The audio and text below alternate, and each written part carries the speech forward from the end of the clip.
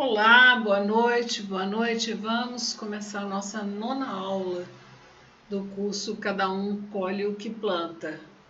Essa é a minha terceira aula e na próxima quarta-feira será a minha última.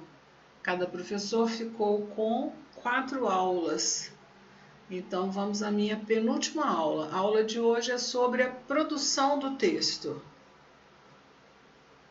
Importante pensar que quando a pessoa recebe o nosso texto, ela nos recebe, seja ele falado, seja ele não verbal, gestual, a roupa que a gente vem lá de longe, né, ela compõe um texto, os nossos gestos, os nossos sons, o nosso olhar e a nossa fala, o nosso discurso em si. Então, hoje eu vou falar mais do discurso verbal, do texto verbal, do texto organizado, estruturado para a fala ou para a escrita. Então, vamos começar com essa historinha aqui, Saudades da Dona Hilda. Eu imagino que a Dona Hilda era aquela secretária perfeita de algumas décadas atrás.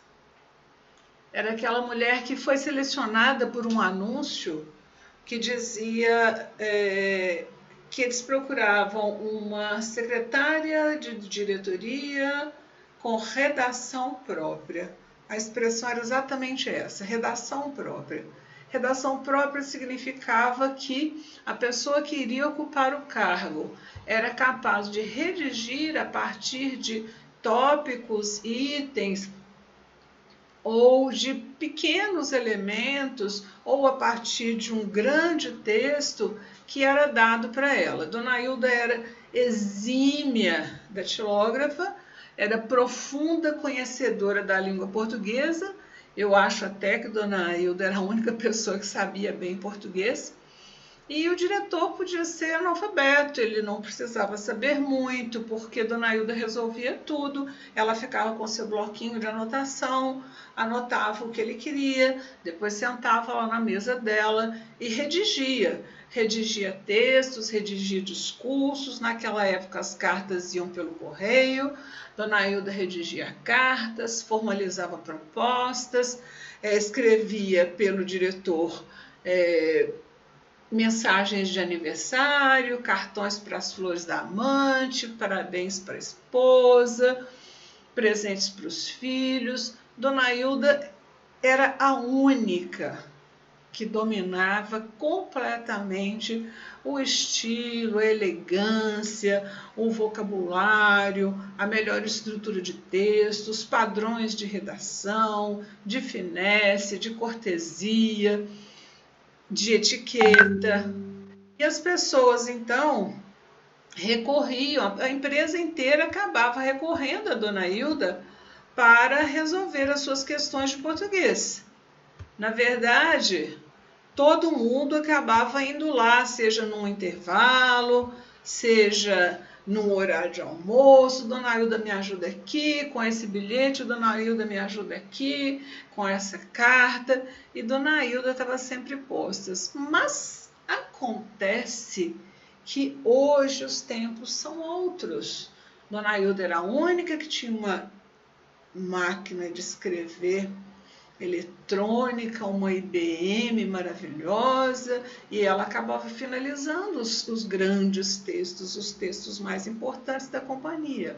Hoje todo mundo tem um computador na mão, que é o celular. Todo mundo tem um computador ao alcance do dedo. Tem o palm top, tem o seu laptop, mas raramente a gente usa o desktop, os tablets. Então, qualquer pessoa hoje é responsável pelos seus próprios textos. As estruturas são enxutas, diretoria não tem mais as suas grandes secretárias e todo mundo tem que produzir seus textos e acaba produzindo de impulso porque o instrumento está ali na mão e escreve de qualquer jeito, com a desculpa de que na internet é assim mesmo, que as coisas são desse jeito, e esse texto desse jeito, de qualquer jeito, feito por impulso, achando que o outro deveria compreender que as coisas são assim dinâmicas, e eu costumo dizer que pressa, né, e dinamismo são coisas completamente diferentes, e aí as pessoas acham que o outro não percebe, que o outro não... Ele pode não perceber racionalmente, mas ele percebe, ainda que inconscientemente, um texto grosseiramente apresentado. O efeito visual de um texto é muito importante, é o primeiro elemento de comunicação que a gente tem. Então, um texto com os parágrafos mal arranjados, com alinhamento esquisito, com vocabulário inadequado, com erros de português, feito apressadamente, este texto me revela, eu não estou lá na hora do texto. Quem está lá com o meu interlocutor, ou com o meu recebedor ou receptor, é o meu texto, eu não estou lá. Eu brinco muito que não tem a sua cruzada de perna, nem seus lindos olhos azuis, é só o texto. Então, você está materializado ali na forma de um texto. Saudades da Dona Hilda. Tempo bom, né? Quando a gente poderia culpá-la quando desse errado. A sua imagem e a imagem da sua empresa, então, estão diretamente ligadas à produção de texto de qualidade. Faz muitos anos, muitos e muitos anos, eu perdi a conta do número de pessoas e de empresas que fizeram um curso comigo de redação empresarial ou português na empresa, textos empresariais, textos oficiais, né, institucionais, e assim é um sem número de pessoas. Houve empresas, né, houve grupos de empresas para os quais eu trabalhei com todas as empresas. Um grupo de empresas aqui em Belo Horizonte são 13 empresas, né? Eu dei o curso de português em todas elas, em pelo menos 4 turmas de cada uma dessas empresas. E eu estou dizendo isso para te dizer que, por que é, né, para a gente pensar por que é que os empregadores, por que é que os responsáveis compram um texto de português na empresa ou de redação empresarial? Porque as queixas são muitas. E neste grupo que eu estou falando, que foi esse grupo imenso, né, eram os donos desse grupo, são pessoas assim da alta sociedade belo-horizontina, né, são conhecidos pelas suas empresas, conhecidos pelas suas famílias. Então, os clientes iam direto ao diretor, ao presidente, ao proprietário. Quando havia uma insatisfação em relação a uma proposta mal escrita, um e-mail mal escrito, essa pessoa ligava para o cara que é o dono, é o poderoso, e dizia assim: pô, na sua empresa o negócio está mal, recebi um e-mail assim, assim, assim, assim. As queixas dificilmente iam para aquele atendente ou para aquele vendedor que fez a proposta ou que escreveu o e-mail. Então, é a imagem da empresa que está ali arranhada, né? Grandes empresas de telefonia, quando se começou o atendimento pela internet, né, quase todas precisaram de cursos de português e eu atendi em várias ocasiões. Por quê? Porque aquele rapaz que está ali, o mais interessante é que a maioria deles eram universitários, né, de administração ou de marketing ou de economia e negócios. Então eles podiam entender tudo do negócio, mas não respondiam adequadamente. E o que seria o não responder adequadamente? A consequência disso é a insatisfação, são processos judiciais, né? São prejuízos palpáveis. palpáveis. Eu me lembro de um caso específico numa empresa de telefonia, na época era um gigante da telefonia, o maior estatal aqui em Belo Horizonte, e houve um prejuízo assim de R$ 10.000 num processo aberto pelo consumidor, né, pelo cliente, por causa da palavra infelizmente, ou pedimos desculpa, alguma coisa assim. Então, ao pedir desculpa na carta ou na resposta, esse atendente assumia um erro, né? E por causa desse pedimos desculpa, os advogados do cliente fizeram uma festa e era uma cobrança de 30 ou 50 reais, que acabou custando R$ 10.000 em processo para a empresa. Então, a escolha do vocabulário, né? O que é que deve ser dito, né? Quando eu respondo a um cliente, né? O que eu devo responder? A produção do seu texto, então, ela compromete a imagem da sua empresa. Antes de dar essa aula, eu pedi a alguns de vocês, alunos, que me dissessem quais são as grandes dificuldades, né, que você tem ou o seu time, a sua equipe tem. E eu separei duas respostas aqui, coincidentemente de 2 Paulos, né? E a primeira resposta diz o seguinte: eu adoraria falar muito com poucas palavras. Então eu marquei, né, quais são os pontos a se considerar. 1, falar muito, e 2, com poucas palavras. Gostaria de treinar mais isso. É possível? Eu costumo dizer que a redação, a qualidade da redação, ela é proporcional à qualidade da sua leitura. Muitas vezes você erra, né, quando você não lê ou não entende o que foi perguntado, né, qual foi a provocação que veio de fora. Então, eu tenho esse hábito de marcar quais são os pontos principais do texto que vem para mim. Então, como eu fiz aqui, eu às vezes sublinho, às vezes eu uso um marcador de texto, né? Aqui, como eu pretendia trabalhar em sala de aula, eu coloquei 2 pontos aqui. Ponto 1, falar muito. Ponto 2, poucas palavras. É uma técnica muito interessante para vocês também, principalmente quando vão responder a demandas externas, né? Demandas de terceiro, de baixo para cima, ou de cima para baixo, ou de fora para dentro, né? Dos seus subordinados, da sua diretoria, né? Do alto escalão, ou de fora para dentro, que são o seu público externo. Então, marcar o que está vindo para você é muito importante para que, ao compor a sua resposta, você consiga atender aos pontos que foram colocados.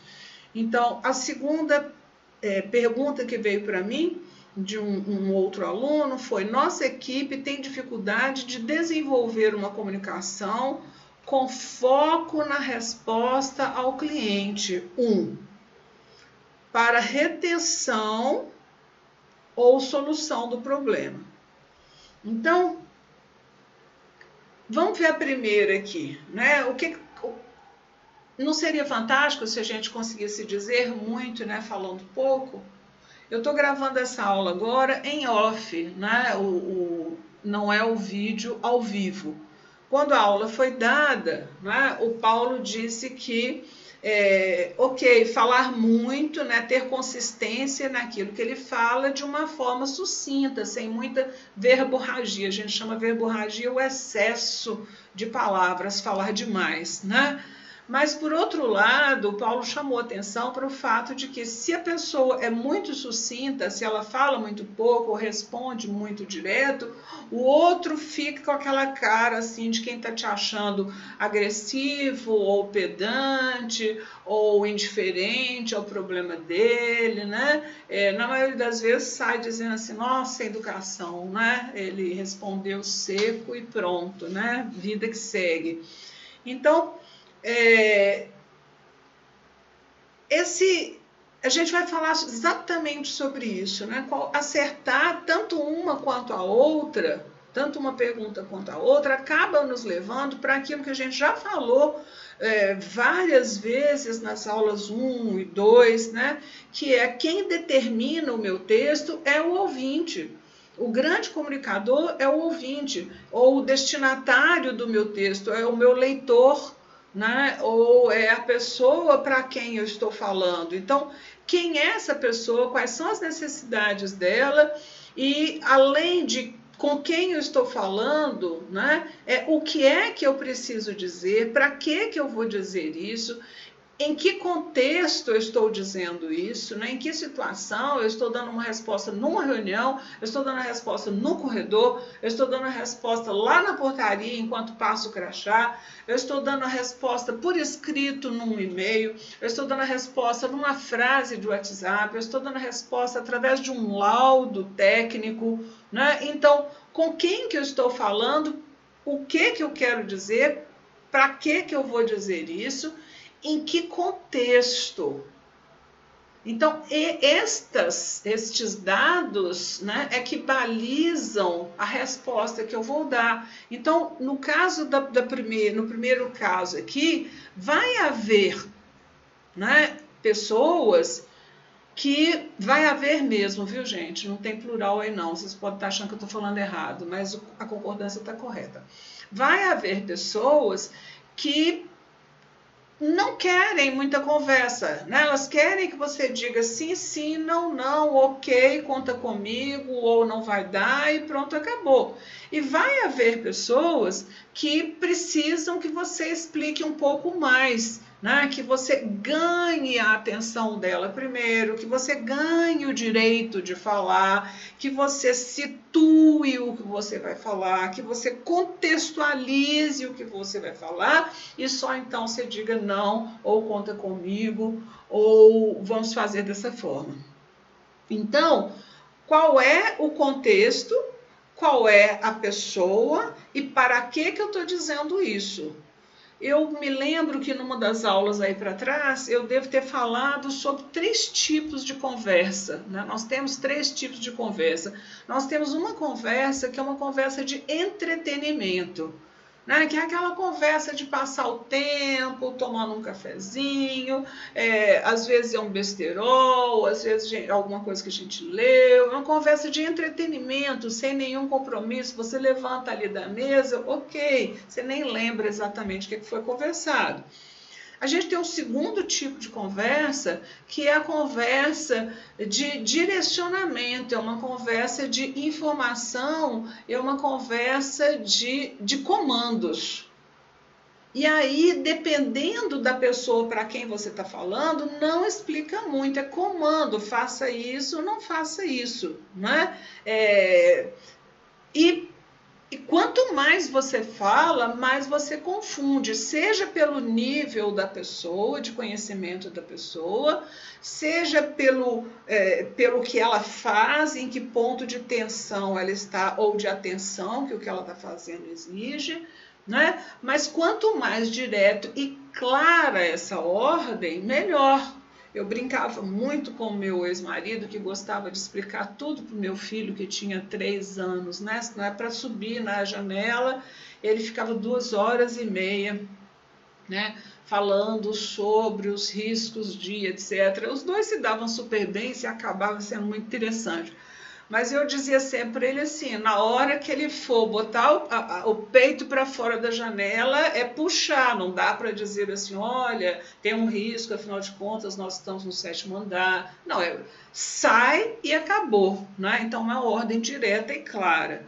E o terceiro tipo de conversa, então a primeira conversa, que é uma conversa de entretenimento, a segunda conversa, que é uma conversa de comando, instrucional, de dar uma instrução, né? E a terceira conversa é a conversa, a gente chama de conversa nutritiva, né? Que é uma conversa de conteúdos, é uma conversa onde você aprende muito, né? Uma conversa em que você amplia seus horizontes, né? Uma conversa de aprendizado. Mas numa mesa de bar com todo mundo já bêbado, né, praticamente não cabe uma conversa de conteúdo e muito menos um comando, né? Então provavelmente vai ser diversão. Só que numa reunião, a gente sabe que numa reunião de diretoria, de presidência, né, sempre há gaiatos, sempre há pessoas tentando tirar a conversa de um lado para o outro. Também as reuniões, ora vão ser reuniões sociais, de envolvimento, de engajamento, de entrosamento, ora vão ser reuniões instrucionais para passar comandos, informações, e ora serão reuniões de aprendizado, né, nutritivas. Então, saber qual é o tipo de conversa, e muitas vezes é o próprio líder da reunião que começa gaiato demais. Depois, para conseguir trazer para uma conversa de comando ou uma conversa nutritiva, né, tem que ter muito jogo de cintura. Bom, então, é possível treinar isso? Com certeza é possível treinar, né? Não só a percepção, como bolar, criar na sua cabeça, organizar na sua cabeça a conversa certa para a pessoa certa, no lugar certo, no tom certo, com a informação certa. E a outra a equipe tem dificuldade de desenvolver uma comunicação com foco na resposta ao cliente. Talvez todos nós tenhamos sido vítimas desse tipo de problema, né? Eu me lembro assim de inúmeras vezes em que, quando eu às vezes faço uma reclamação, eu preciso fazer alguma reclamação, eu normalmente procuro fazer registrado, faço pelo e-mail, faço pelas redes sociais, faço na ouvidoria, faço na assessoria de imprensa, na assessoria de comunicação como jornalista, né? E aí você manda uma pergunta, pede uma informação ou faz uma reclamação e vem aquele e-mail dizendo: a nossa empresa está há 110 anos no mercado, ela atende 220 países, e aí você fica pensando assim, qual é o problema que está havendo com a minha linha de internet que eu não consigo trabalhar agora à tarde no meio de uma reunião virtual? Mas aí a pessoa te responde com viajações e viajações e viajações, textos prontos. Esses chats, né, dentro dos sites, então, são horríveis, porque são robôs. Então você faz uma pergunta e ele começa a te mandar resposta pronta. Não tem uma pessoa ali, né, atrás, ele vai pegando às vezes, depois que ele te manda 1000 respostas prontas, institucionais, mandando você ir ao site, ou mandando você ligar, ou mandando fazer um monte de coisa que você já fez, né, ele acaba pegando palavras da sua pergunta, né, e começa a soltar respostas prontas também. Então, foco na resposta ao cliente, o que é de fato que o cliente quer saber. E isso eu posso responder em 2 linhas, em 3 linhas, com um gráfico, né, com uma fórmula matemática. O que é que o cara, se eu estivesse no lugar dele fazendo essa pergunta, o que é que eu gostaria de ouvir? Se dar essa resposta com foco no que ele perguntou, seja para retenção, né, para você fidelizar esse cliente, retê-lo, não perdê-lo depois que ele já está dentro da casa, seja para solucionar o problema que ele perguntou ali. Quando eu respondo ao cliente, eu tenho que ter claro na minha cabeça quais são os meus objetivos, né? Eu quero que o problema dele seja resolvido, ou eu não quero perder esse cliente de jeito nenhum. Muito bem. Então vamos para o texto propriamente dito, né?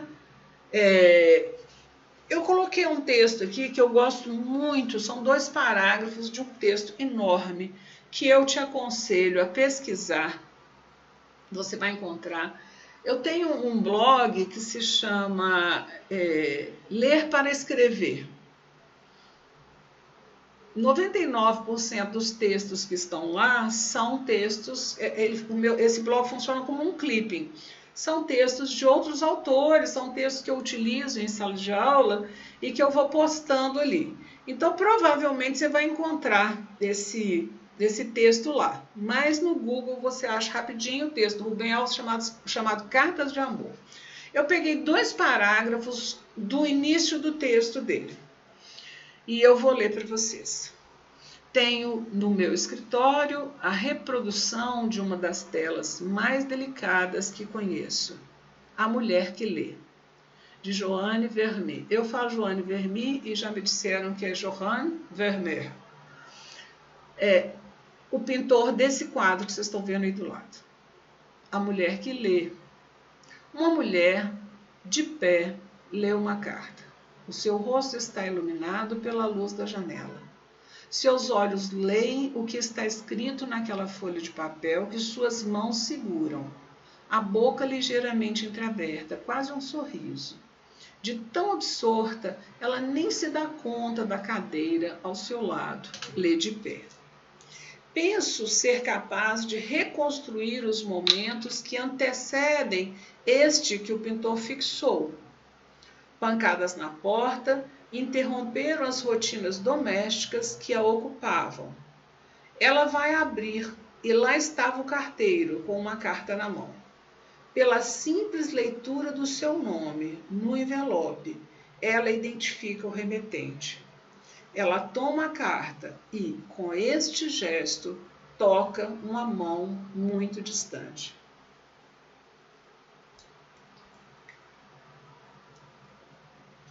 A minha pergunta é: o que o autor quer mostrar com este texto? Por que ele escreveu esse texto? Para nos dizer o que o autor quer mostrar. Qual que é o objetivo dele ao escrever este texto? Então, todas as vezes que eu escrevo um texto ou que eu pego um texto para ler, vai haver uma parte desse texto, com certeza na introdução, que diz exatamente por que aquele texto foi escrito. Então, como é que eu posso chegar ao que o autor escreveu? Ok, ele me manda uma mensagem. O texto vem para mim, né, com linhas pretas e linhas brancas. Existe um texto que é um texto explícito, que é o texto que está aí, escrito com todas as letras, documentado, materializado. É o texto explícito. E existe um texto que é um texto implícito, que eu falo que é o texto que está aí nas linhas brancas, né? Que é o que eu posso inferir, né, a partir deste texto explícito aí. Então, vou começar a te mostrar alguns sinais. Primeiro, ele divide o texto, essa parte do texto, né, dizendo que isso aqui é a introdução de um texto maior, ele divide esse trecho em 2 parágrafos. O que são parágrafos? Parágrafos são unidades de sentido. Cada parágrafo tem a sua razão de ser. Então, ele faz um primeiro parágrafo, que é um parágrafo descritivo, em que ele vai descrever com detalhes a tela que tinha lá no escritório dele. Então, é tão detalhado que, durante a aula, né, a Cristina percebeu, né, que ele descreve a boca entreaberta da mulher. Não é? Aquela sensação de expectativa, né? Ela está ali totalmente absorta, né, com o que ela está lendo. Então, o primeiro parágrafo é totalmente descritivo. Veja que ele é totalmente objetivo, você lê lá, confere cá, lê lá, olha na foto, confere. Mas aí ele vem para um segundo parágrafo. Nesse segundo parágrafo, ele vai dizer da impressão, né, que isto provoca nele. E ele é tão honesto, né, ele é tão gentil conosco, que ele diz assim: é o que eu penso. Por quê? Porque o texto implícito, embora ele esteja conectado nas linhas pretas do texto, né, alguns vão descer mais, se aprofundar mais na tradução deste texto, na interpretação, outros vão ficar mais próximos das linhas pretas. Só fazendo um comentário, nas provas de concurso, né, você fala assim, então não dá gabarito. Dá, porque o gabarito do texto ele é preso no encontro ali, no ponto onde a linha preta com a linha branca se encontra. Né? É tudo que eu afirmar, eu posso provar. Se eu não puder provar, dá recurso, né? Então ele diz assim, penso ser capaz de reconstituir, e aí ele vai imaginar uma cena que antecedeu essa cena que o autor fixou no quadro. E ele vai dizendo que o carteiro traz a carta, e quando ela lê, só de ler o nome dela escrito no envelope, ela já sabe quem é o remetente, né? Como que a letra identifica o remetente? Será que o estilo dos nossos textos, o jeito de nós nos relacionarmos com as pessoas para quem a gente escreve, nos identificam? Nós temos textos singulares, nós temos um estilo pessoal que seja percebido pelo outro. Outra coisa, na última frase ele diz assim, ela toma a carta e com este gesto toca uma mão muito distante. Quando ela pega a carta, ela pegou a mão da pessoa que estava distante no tempo e no espaço. Ao longo desse texto do Rubem Alves, ele só vai provar isso. O único objetivo do texto Cartas de Amor é dizer que uma carta aproxima as pessoas, uma carta é um abraço às distâncias, uma carta é uma mão que toca a outra. Quando você escreve o seu e-mail, quando você digita a sua mensagem no WhatsApp, você digita com a mão estendida para o outro, o olho estendido para o outro. Você está lá no tempo dele, no lugar dele. Você vai para um tempo futuro, para um cenário que não é onde você está. E ele, quando recebe a sua mensagem, ele vem para o seu tempo. Nossa, quando a Melanie escreveu isso, ela devia estar bem chateada. Ou aposto que ela escreveu isso em casa. E não, ela escreveu rapidamente na Qualu. Qualu é o lugar onde eu dou aula, né, lá no trabalho dela, ou estava esperando alguém para uma reunião, tá vendo? Olha como que ela está aqui toda desastrada aqui, né? Comendo letra, por exemplo. Então, você no tempo que recebe, pensa no meu tempo, no tempo que eu escrevi. E eu, quando eu estou escrevendo, eu vou para o seu tempo, e é por isso que as nossas mãos se encontram. Eu não chego lá pelo WhatsApp, né, fisicamente, mas eu chego, a minha essência, o meu ser, o meu texto me revela, ok?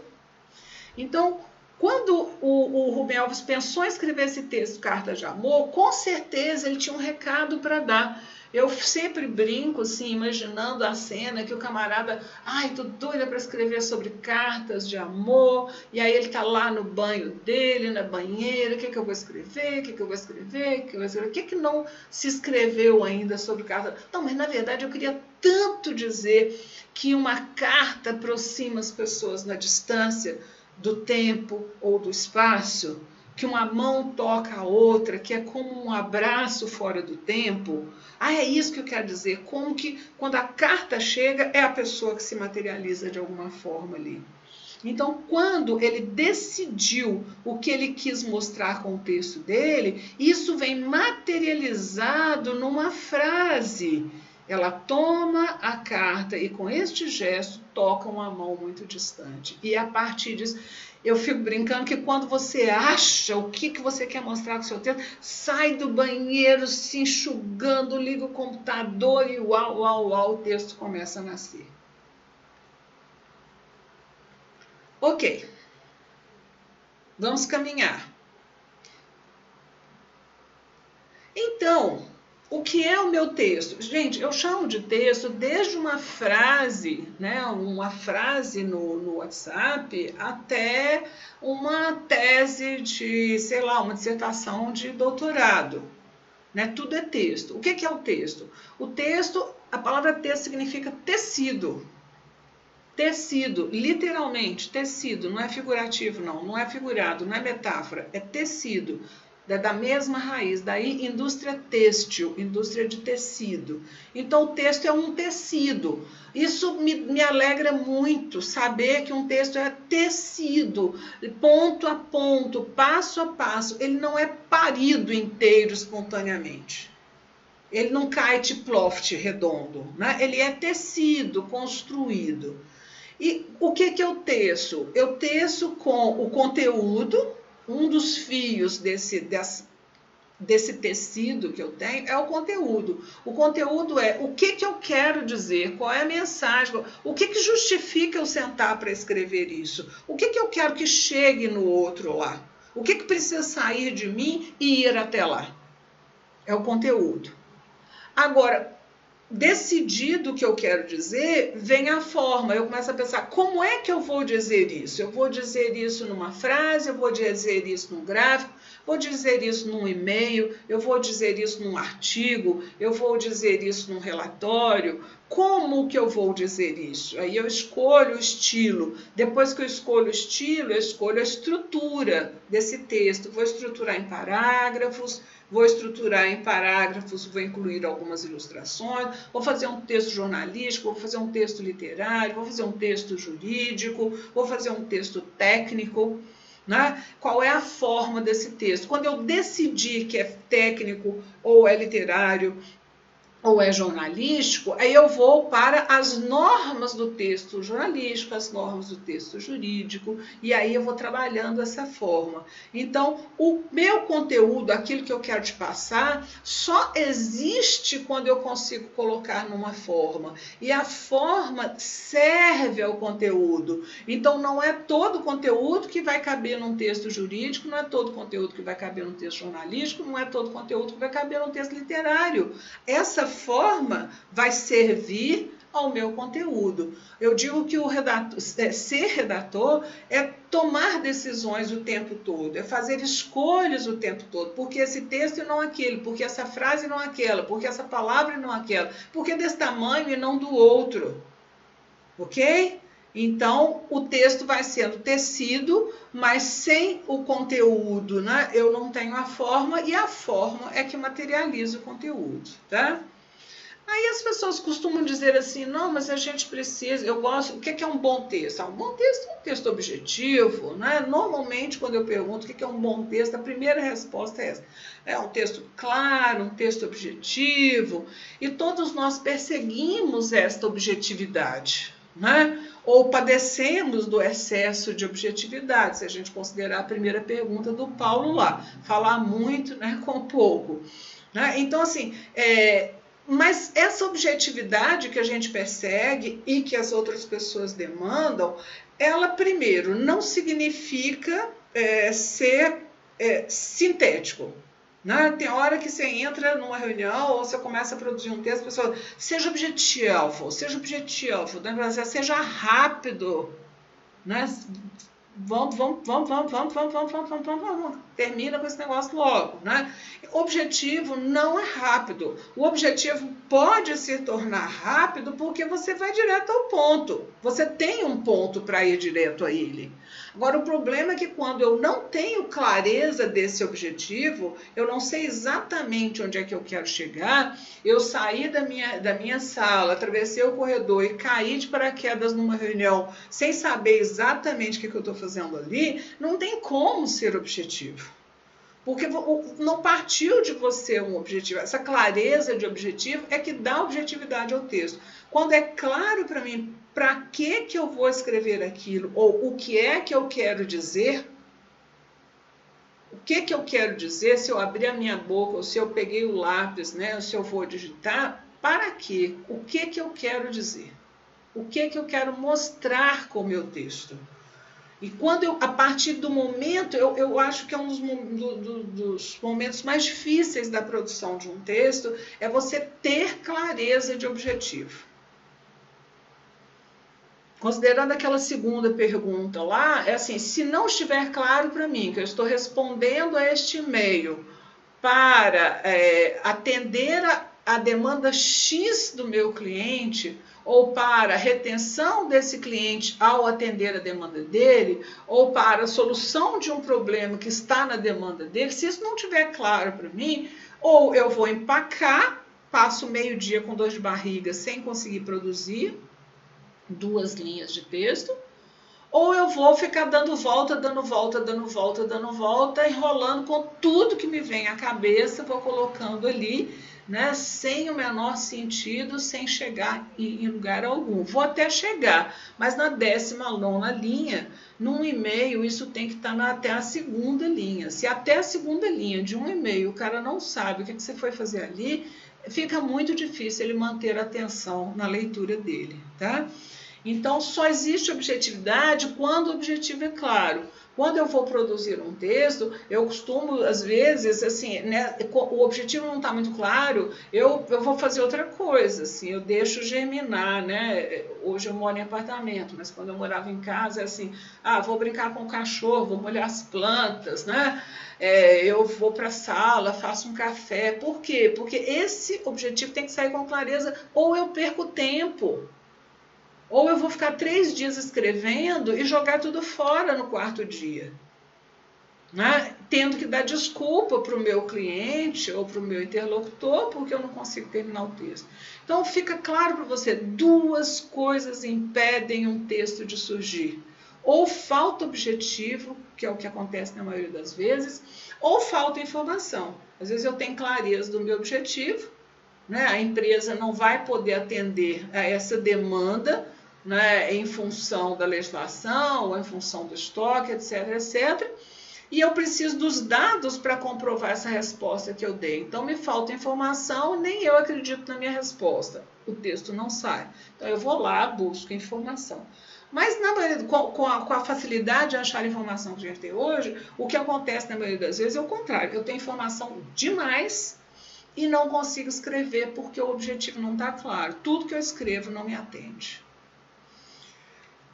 Importante eu pensar que não adianta ficar enrolando porque o alvo é o outro. E eu preciso, atrair esse outro de alguma forma. Ele precisa ser atraído, eu preciso chamar a atenção dele. Segundo, esse outro pode até entender muito do assunto, né? De professor de português para professor de português, né? Ambos entendem muito do assunto. Agora, o que eu vou falar na hora que eu abro a minha boca, o outro não sabe. Então, ele desconhece a mensagem que eu vou dar. E quando eu falo, eu ainda preciso considerar que os dados que o outro tem sobre esse assunto são diferentes dos dados que eu tenho. Eu dou sempre um exemplo de quando eu comecei a trabalhar em mineradora e eu chegava lá na mineradora e o pessoal dizia assim, olha, fulano mandou dizer que vai chegar mais tarde porque ele está lá na planta. O diretor vai passar na planta primeiro antes de vir para cá. Ou, nossa, teve gente que acabou tendo que dormir lá na planta pelo que aconteceu ontem. E eu juro que na primeira meia hora dessa história eu ficava tentando entender como é que as pessoas dormiam na planta, passavam na planta, ficavam na planta, né? Até descobrir que a planta era o canteiro lá, né? Que era o espaço de trabalho deles. Então, isso ainda acontece quando eu entro em empresas cheias de siglas, né, e eu não sei do que a pessoa está falando, né? Então tem lá o CIFOP, o CIOD, o DO, o TO, e a pessoa vai falando e eu tentando entender o que a pessoa está me dizendo ali.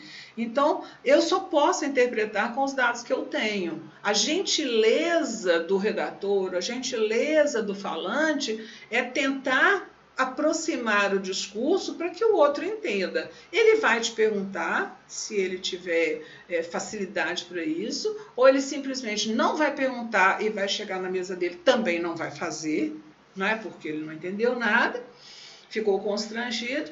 E terceiro, ele pode boicotar, a culpa é dele, porque fala rápido, a culpa é dele, porque ele não dá informação, né, ele acaba te culpando, tá? Então, eu já falei disso aqui, né? Captar a atenção, trazer a pessoa, despertar o interesse, né? Eu gosto muito quando as pessoas dizem assim, Melânia, posso te ligar? Ou, Melânia, você está podendo falar? Né? Então, essa gentileza de chamar por Mel. Né? O nome da pessoa é fundamental nesse processo de captar atenção. E o segundo é você reconhecer que ele está num contexto diferente do seu. Que você vai cair de paraquedas no meio do dia dele, né? no que ele estiver fazendo. Então você tem que tirar a atenção dele para cá ou não.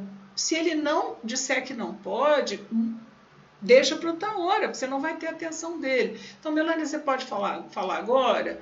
Melanie, estou querendo te ligar, posso? Olha, Melanie, você me desculpa, vou te mandar um áudio, né? 99% das pessoas sabem que eu não gosto de áudio, mas eu venho descobrindo que eu não estou muito sozinha, não. Muita gente não gosta. Depois que a pessoa despertou a atenção, ok, posso falar com você? É porque eu queria discutir com você o planejamento do marketing dessa semana. Oba, despertou meu interesse ou não?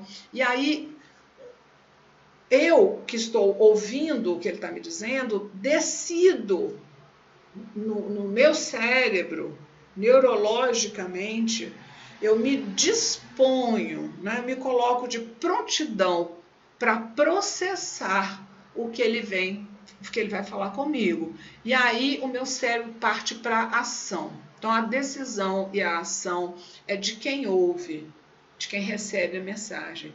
E a atenção e o interesse é provocado por quem vai dar a mensagem. Então o emissor se encarrega da atenção e do interesse. Então muitas vezes, para dar uma aula, você tem que ouvir todo mundo. Para fazer uma reunião, você tem que ouvir todo mundo. Você gasta 40 minutos da reunião ouvindo, né, deixando as pessoas se expressarem, fazendo perguntas, e gasta nos 10 últimos minutos, você consegue a atenção e o interesse necessário para que ele se disponibilize a te entender. Então eu falo, olha, 40 minutos amolando o machado e 20 minutos com a mensagem que você vai dar. E ser perceptivo. Se você não conseguiu a atenção e o interesse, não adianta, porque não tem como você provocar decisão e ação, tá? Então o verdadeiro comunicador é o receptor, ele é que se dispõe. Quando eu vou falar, eu preciso filtrar o que eu vou falar, né? O que eu vou comunicar e por que eu vou comunicar isso? Eu quero comunicar, né, o prejuízo que a gente teve no último semestre. Mas por que eu vou comunicar isso? Ah, porque eu preciso. Não, eu vou comunicar isso para uma mudança de atitude, eu vou comunicar isso para que eles cooperem na busca de solução, eu vou comunicar isso para que a gente acelere as metas, eu vou comunicar isso para que os responsáveis assumam. Por que eu vou fazer isso? É simplesmente dizer assim, olha, o semestre foi uma droga, nós levamos tinta, não deu certo em nada. Você não consegue, né? Mover o outro, porque a comunicação é isso, né?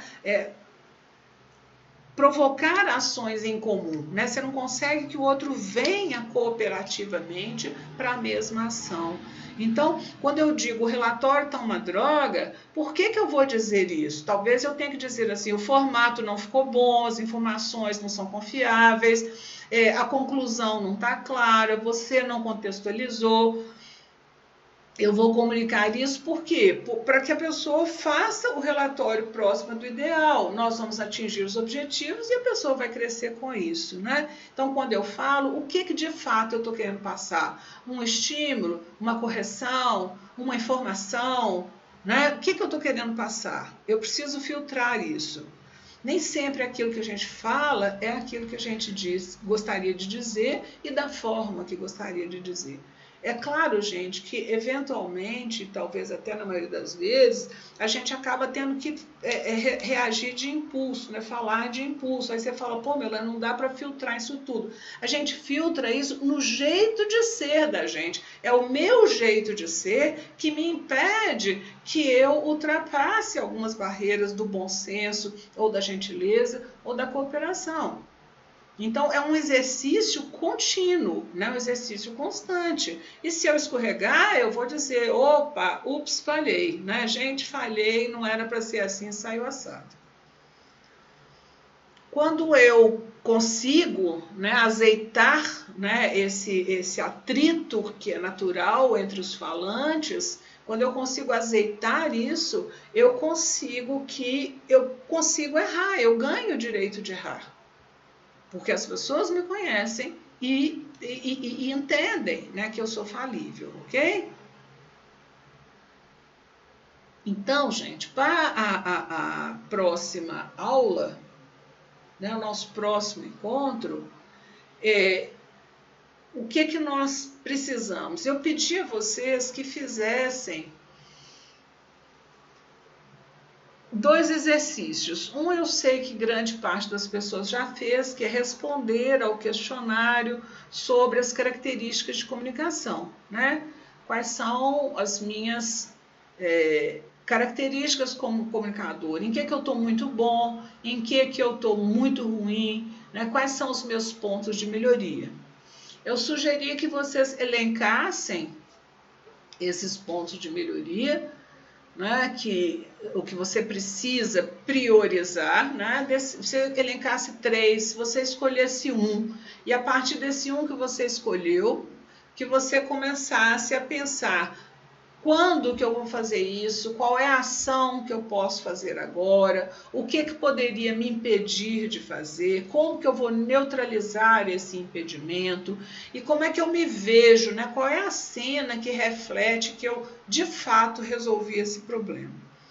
Então, esse é o primeiro exercício, que são as questões de comunicação, né? É um teste que identifica o comunicador. E o segundo exercício que eu passei foi uma série de perguntas para que a gente formatasse o nosso discurso ou a nossa apresentação, né, o nosso pitch ou apresentação de elevador. Eu pretendo que vocês façam essas apresentações no celular e que sejam apresentações de 1 minuto. Eu acho que fica bom esse tempo, um tempo de 1 minuto. Só que ao percorrer aqueles passos, aquele roteiro que eu dei, você vai perceber que aquele roteiro me leva a pensar nas minhas razões, na minha essência, no que me move, né? O que eu estou buscando, qual que é o meu propósito, o que as pessoas ganham com a minha atuação, o que eu tenho para oferecer, né? Por quê? Porque ao ter certeza dos seus propósitos, ao ter certeza dos seus projetos, ao ter certeza dos seus princípios, dos seus valores, daquilo que te energiza, este ser inteiro que você é se expressa no seu texto, na sua apresentação. Isso vai sair, você ensaia na próxima aula, o melhor improviso é aquele bem ensaiado. Então você ensaia, grava, escreve, reescreve, corta, mostra para as pessoas de tal maneira que essa apresentação fique incorporada em você, né? Que na hora que você der um start já sai. Né, de tanto que você interiorizou, internalizou e reconheceu, né, suas características, seus valores, seus propósitos, e isso se espelha com facilidade na sua apresentação. Caso você precise fazer uma apresentação. Essa apresentação de 1 minuto, ela pode ser a abertura de uma reunião, ela pode ser a abertura de uma palestra, ela pode ser um contato inicial com o cliente, ela pode ser uma fala genuína sua para um filho seu, para o seu genro, né? Para as pessoas da comunidade. Então, esta apresentação, ela vai ser sempre a cabeça, né? São pontos essenciais. Quando eu dou media training, eu sugiro ao entrevistado, que normalmente o entrevistado está ali com 4 pedras na mão, né, esperando que o repórter vá estraçalhá-lo, quando 2 cargos se batem, né, se estraçalham mesmo, né, ele, o repórter, e você, a empresa. Mas se você pensar que são 2 pessoas, o repórter é uma pessoa que saiu de lá com uma pauta para ser cumprida, com um editor normalmente muito chato no pé dele, e se ele voltar sem um trabalho bom, né, ele bota o emprego dele em risco, e se ele voltar com um trabalho espetacular, ele vai para a capa, ou vai para o Jornal Nacional, ou vai para o principal noticiário da rádio. Então ele também está ali na corda bamba, né? E então eu sugiro ao entrevistado que naquele tempo de organização da produção, da colocação do microfone, do passar a pauta e no café um pouco antes, assim que der uma oportunidade, que você faça alguma dessas perguntas que eu coloco ali no roteiro, né? Quanto tempo você está aqui, por que você escolheu jornalismo, e aí o que te nutre, né? O que te energiza, o que você acha que as pessoas levam, né, do seu trabalho. Pessoas se comunicam, então você tira o cargo e traz a pessoa. Quando você fala de pessoa para pessoa, fica mais fácil do que falar de repórter para presidente, né? E há situações, há circunstâncias em que a gente faz isso com muita naturalidade, mas normalmente quando você está fazendo um treinamento de media training, você não consegue ser muito natural com o microfone na sua boca. Então é por isso que a gente treina mesmo. Quanto mais treino, né, quanto mais ensaiado, melhor o improviso. Ok? Então, nos encontramos na próxima quarta-feira e prepare a sua apresentação. Eu vou falar com alguns de vocês que quiserem, pessoalmente, essa semana, nós estamos marcando horários, e eu vou querer ouvir de você, né, quais são os seus propósitos, seus projetos, né, e como é que você está se preparando para alcançá-los. Até a quarta.